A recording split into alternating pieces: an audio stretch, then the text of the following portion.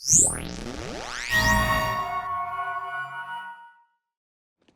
part of your problem, you haven't seen enough movies. All of life's riddles are answered in the movies. Hi, I'm Dan Gordon from Dan Gordon Enterprise, and I love movies. They teach us so much about life, about love, about success, and struggle.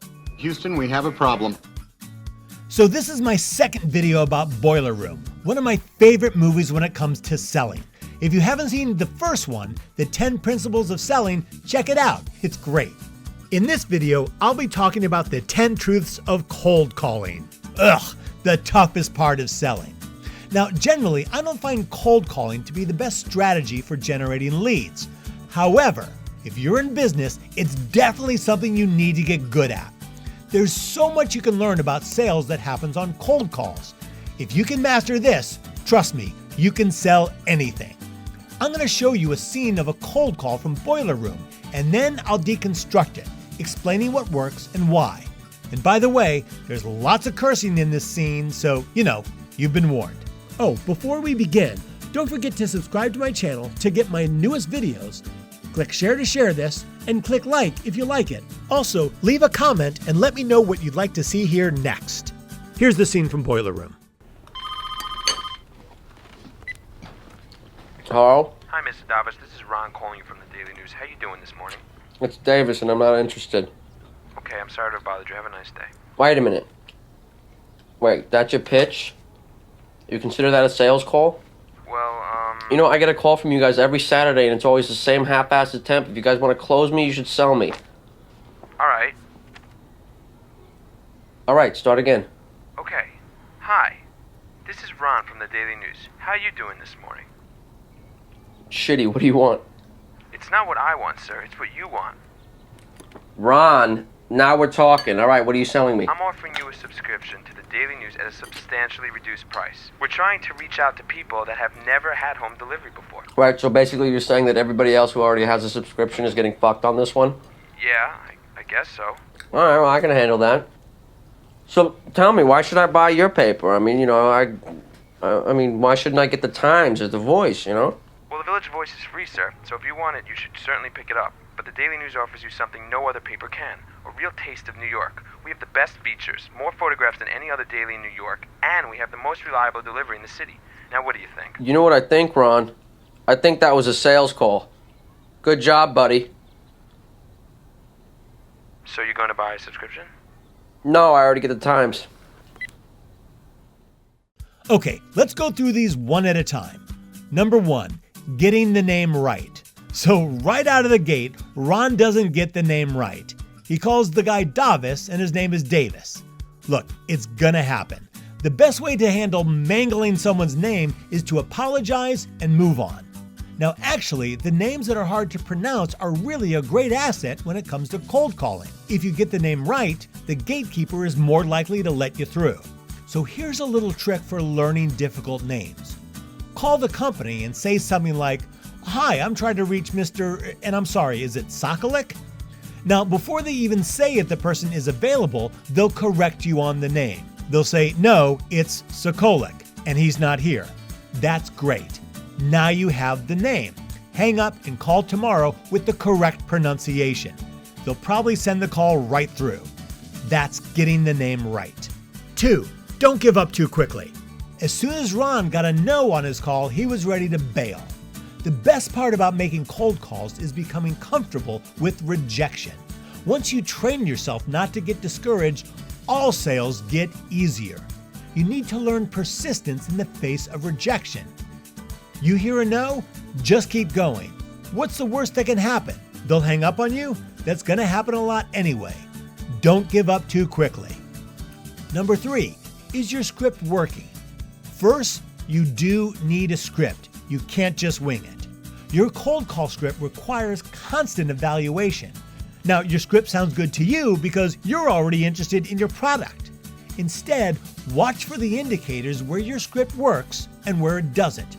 If people are hanging up at the same point, it means something right there isn't working. If instead, people continue to listen, or better yet, ask questions, that means something is really working. Do more of that. Either way, your script must be constantly evolving based on your caller's reactions. Is your script working? Number 4, don't open with, "How are you?" Every lame cold caller starts with that.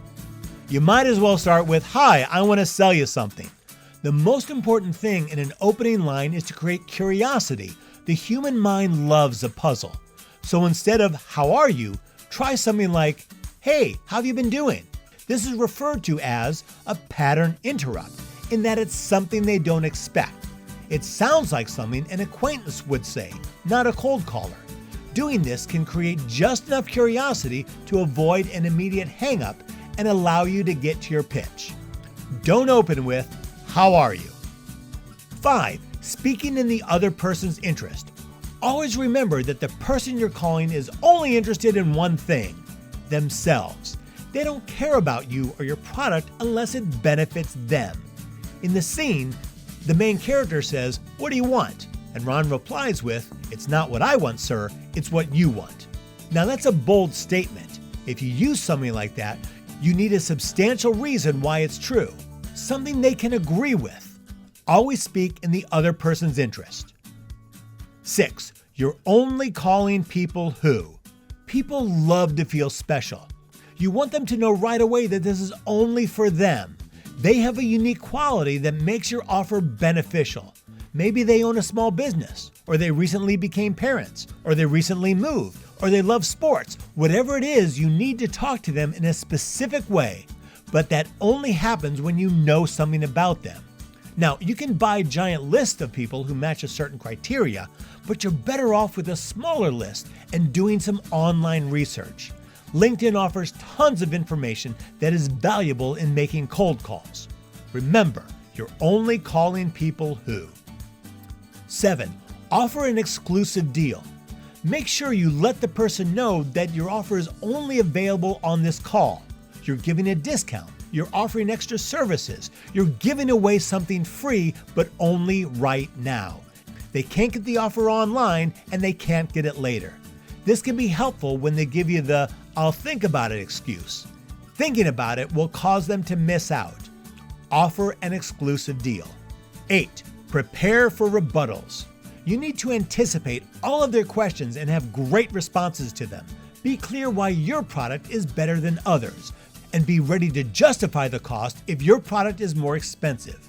In the scene, the main character says he can get a free newspaper, but Ron replies with all the things his paper offers that the free one does not.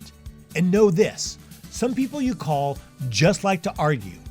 Don't let them get the upper hand of the conversation. If things are going in circles, try a takeaway. Something like, "It sounds like you prefer something lower quality and cheaper. This probably isn't for you." If they say, "No, I like high quality," you can re-engage them. If not, just get off the phone. Prepare for rebuttals. 9. Ask open-ended questions. Only ask a yes or no question when you're sure the answer is yes. Something like, "Is making more money important to you?"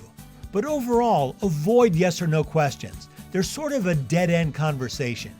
Instead, stick with the questions that draw someone deeper into the conversation. Something like, "What's the biggest challenge in your business right now?" And you want to make sure that whatever their answer is, it leads to your product being the hero that solves their problem. Ask open-ended questions. And finally, 10. You will always get more no's than yeses. Remember, cold calling is a numbers game. Most of the time, you will not make the sale. Most of the time, people will do their best just to get off the phone with you as quickly as possible. This is the reality of the cold call. So never look at individual calls as success or failure. Instead, look at your calls as a way to improve your sales process by learning what people respond to the most. Cold calls can teach you so much about the specific things of your business that really interest people. Chances are it's never going to be the things you think. Either way, in cold calls, you'll always get more no's than yeses. So here's a quick recap of the 10 truths of cold calling. Number 1, getting the name right. 2, don't give up too quickly. 3, is your script working? 4, don't open with, "How are you?" 5, speaking in the other person's interest. 6, You're only calling people who. 7. Offer an exclusive deal. 8. Prepare for rebuttals. 9. Ask open-ended questions. And 10. You will always get more no's than yeses. I hope this has been helpful for you. Once again, please subscribe, like, and share, and leave a comment and let me know what movie scenes you'd like to see. You can also download a PDF of all my notes from this video at dangordonenterprise.com and click the media button. And check out all my other great videos on my YouTube channel. I'm Dan Gordon from Dan Gordon Enterprise, and remember, All of life's riddles are answered in the movies. thanks for watching.